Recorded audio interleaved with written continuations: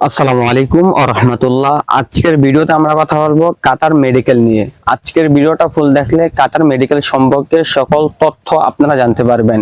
কাতার medical করতে কত টাকা খরচ হয়, কাতার মেডিকেল করতে কি কি কাগজপত্র লাগে, সকল বিষয়ে আজকে আমরা কথা বলবো। এই জন্য আজকের ভিডিওটা ধৈর্য ধরে দেখুন, তাহলে বুঝতে পারবেন। আমরা সর্বপ্রথম কথা বলি, কাতার মেডিকেল করতে আপনি বাংলাদেশে কোনো টাকা দিতে হবে না। কাতার মেডিকেলের জন্য আপনি যার কাছ থেকে ভিসা নিয়েছেন, উনি ভিসার সময় আপনার মেডিকেলের জন্য আবেদন করতে হবে। এই জন্য ভিসার জন্য যেই মেডিকেলের জন্য আবেদন করা হয়, ওই সময় টাকা কেটে নেওয়া হয়। এটা হতে পারে 3,500 টাকা, 4,500 টাকা বা 5,500 টাকা।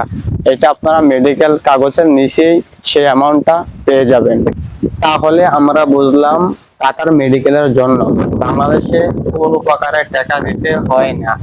আপনি যার কাছ থেকে ভিসা নিয়েছেন, উনি কিন্তু ভিসা আপিল করার সময় মেডিকেলের আপিল করতে হয়, ওই সময় মেডিকেলটা চলে আসে। কাতার থেকে টাকা কেটে নেয়, বাংলাদেশে কোনো টাকা দিতে হয় না।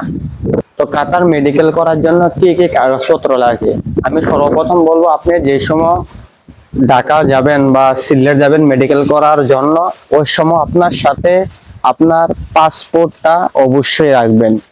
পাসপোর্টে রাখার পাশাপাশি আপনারা অবশ্যই আপনাদের যে ভিসার ফটোকপিটা রয়েছে, ওইটাও আপনাদের সাথে আপনারা রাখবেন।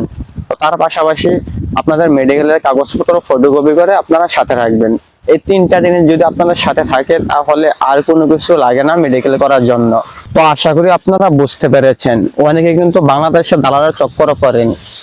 দালালরা বলতেছে আপনাদেরকে ফিট করে দেবে, আপনাদেরকে সাবমিট করে দেবে মেডিকেল কিছু টাকার কারণে।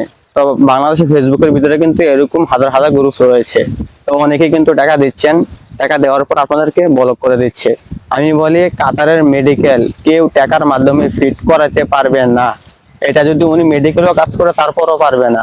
তো আপনার দালাল থেকে সাবধান থাকবেন।